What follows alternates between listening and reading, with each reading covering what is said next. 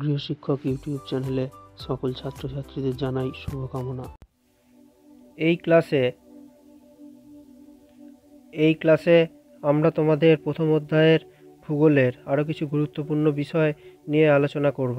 আর আমাদের চ্যানেলটা এখনও যারা সাবস্ক্রাইব করোনি তারা চ্যানেলটাকে সাবস্ক্রাইব করে পাশে থাকা বেল আইকনটা প্রেস করে রাখবে, তাহলে আমাদের চ্যানেলের নতুন ক্লাসগুলো তোমরা দেখতে পাবে।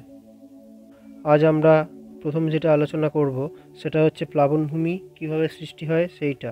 ঠিক আছে, তাহলে ছবিটা আমি এঁকে দেখিয়েছি, দেখো এইভাবে নদী এখান দিয়ে যায়, আর এইখানে এই জায়গায় থাকে প্লাবনভূমি, আর এই জায়গায় উঁচু জায়গাগুলো এইগুলোতে থাকে স্বাভাবিক বাঁধ। ঠিক আছে, কিভাবে সৃষ্টি হয় এটা প্লাবনভূমি?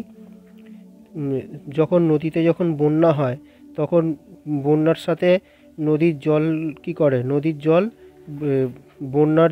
নদীতে যখন অনেক বেশি জল চলে আসে তখন সেই জল নদীর দুই পাড়কে ছাপিয়ে দুটো পাড়ে উঠে যায়, তাই তো।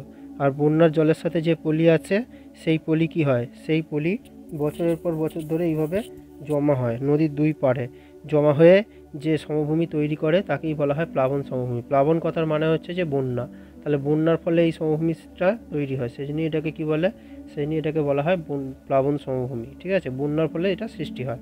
আচ্ছা, এরপরে যেটা আমরা আলোচনা করব সেটা আমাদের স্বাভাবিক বাঁধ। তাহলে স্বাভাবিক বাঁধটা কি?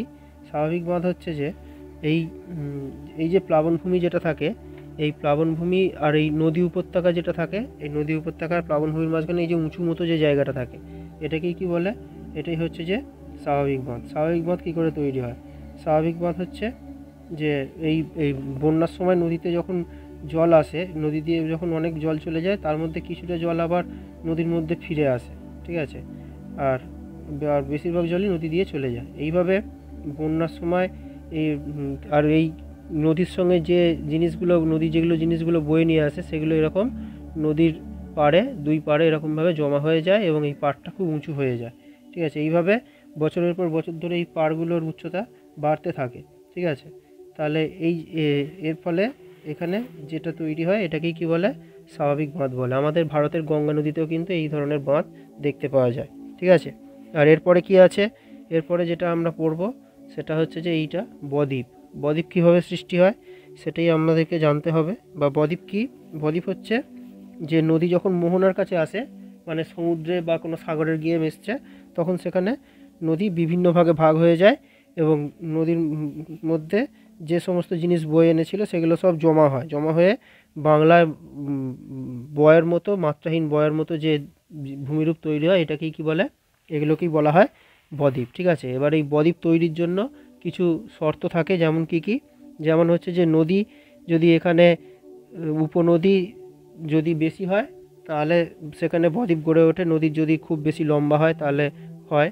আর মোহনার কাছে যদি সমুদ্র অগভীর হয়, তাহলে সমুদ্র যদি একদম গভীর না হয়, কম গভীর হয়, তাহলে কিন্তু বদ্বীপ ভালো তৈরি হতে পারে। আর জোয়ার ভাটায় যদি সমুদ্রে যদি জোয়ার ভাটা খুব বেশি না হয়, জোয়ার ভাটা যদি কম হয় তাহলে বদ্বীপ হয়।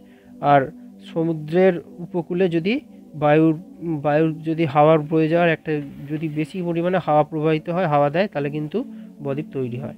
ঠিক আছে, এবার বদ্বীপ তিন রকমের হয়। কি একটা হচ্ছে যে এই যে বয়ের মতো, এই যে তোমরা দেখতে পাচ্ছ আমি ছবিতে এঁকেছি, এইগুলো এরকম নদীগুলো এইভাবে ভাগ হয়ে গিয়ে এইসব জায়গায় নদীর জমি আনা যে সমস্ত জিনিস সেগুলো জমা হয়, এইভাবে তৈরি হয়। আর বদ্বীপ তিন রকমের হয়, একটা হচ্ছে ধনুক আকৃতি, একটা হচ্ছে তীক্ষ্ণাগ্র, আর একটা হচ্ছে পাখির পায়ের মতো। তাহলে ধনুক আকৃতি মানে যে বদ্বীপগুলোর আকার ধনুকের মতো হয় সেটাকে কি বলা হয়, সেটাই হচ্ছে যে ধনুক আকৃতির বদ্বীপ। ঠিক আছে, আর এইটা তীক্ষ্ণাগ্র মানে কি, মানে এই যে বদ্বীপটা যেটা হয় এইটা হচ্ছে যে সমুদ্রের দিকে এর তীক্ষ্ণাগ্র বা করাতের দাঁতের মতো আমরা বলতে পারি। ঠিক আছে, সমুদ্রের দিকে এটা করাতের দাঁতের মতো দুটো অংশ বেরিয়ে থাকে। আর আরেকটা হচ্ছে যে পাখির পা। এই বদ্বীপটা এমনভাবেই তৈরি হয় যে এটা সমুদ্রের মধ্যে একদম মনে হয় যে পাখির পা, উপর থেকে দেখলে পাখির পায়ের মতোই মনে হয়। এই তিন ধরনের বদ্বীপ আমরা দেখতে পাই বেশি। ঠিক আছে, আর এর পরেরটা যেটা আছে সেটা হচ্ছে খাঁড়ি। খাঁড়িটা কি? খাঁড়িটা হচ্ছে যে মোহনার কাছে যদি নদীর মুখ খুব চওড়া হয় বা ফানেলের মতো হয়, এরকম এই যে ফানেলের মতো তোমরা দেখতে পাচ্ছ, আমরা ছবিতে এঁকেছি, তখনই সেটাকে কি বলে, তখনই সেটাকে বলা হয় খাঁড়ি। ঠিক আছে,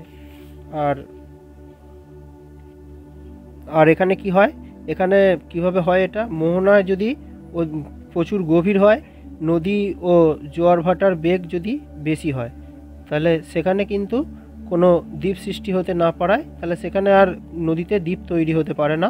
তার ফলে নদীর মুখটা আস্তে আস্তে চওড়া বা ফানেলের মতো হয়ে যায়। এটাকেই কি বলা যায়? এটাকেই বলা হয় খাঁড়ি। ঠিক আছে?